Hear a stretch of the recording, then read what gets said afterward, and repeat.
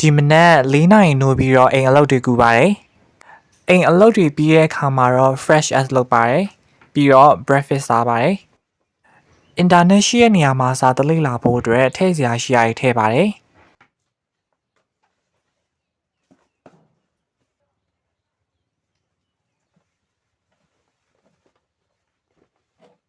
လမ်းလျှောက်လာရင်းနဲ့အိမ်သားဈေးဆိုင်မှာမဟုတ်ဝယ်ခဲ့ပါတယ်။အင်တာနက်ရှိတဲ့နေရာရောက်ရင်တော့လေ့လာစရာရှိရာလေ့လာပါတယ်။စာလေ့လာတာရက်40ပြည့်သွားပြီဆိုတော့စာလေ့လာချိန်ကိုနောက်နေရာစပြီးတစ်နိုင်ထပ်တိုးပါမယ်။ဆိုတော့စာလေ့လာချိန်4နိုင်ဖြစ်သွားပါပြီ။လေ့လာစရာရှိတာလေ့လာပြီးရင်တော့အိမ်ကိုတန်တန်မတ်မတ်ပြန်ပါတယ်။ရက်40ပြည့်အထိမ်းအမှတ်အနေနဲ့ကတိပါလေးတရံဝင်လိုက်ပါတယ်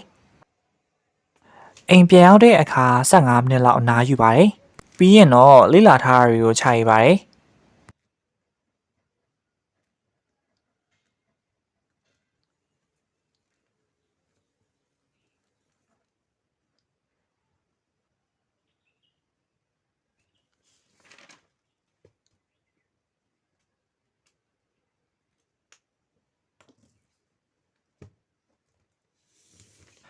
နေ့လယ်တရေသမောအိပ်ပြီးနိုးတဲ့အခါမှာတော့ဝတ္ထုဖတ်ပါတယ်။ဒီနေ့မိုးတိမ်သားတွေမဲပြီးတော့တကြံမိုးရွာပါတယ်။နှစ်ဦးအခါဦးရောက်ပြီဆိုတော့စိတ်သက်လူသက်နဲ့ဘဝတစ်ကိုပျော်ပျော်ရွှင်ရွှင်ဖြတ်တန်းနိုင်ကြပြီးရွှင်လန်းချမ်းမြေ့ကြပါစေခင်ဗျာ။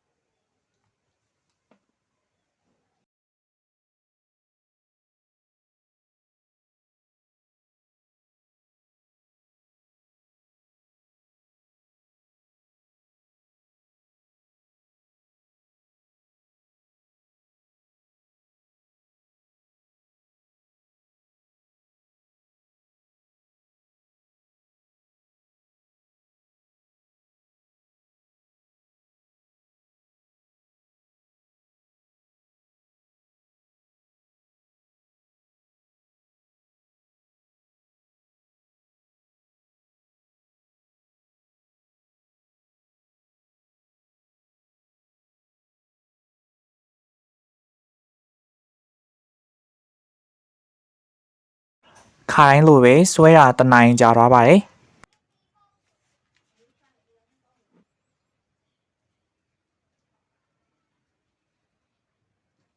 D40 vlog လေးရတဲ့လောက်ပါပဲခင်ဗျာ။အဆုံးထိကြည့်ပေးတဲ့အတွက်ကျေးဇူးတင်ပါတယ်။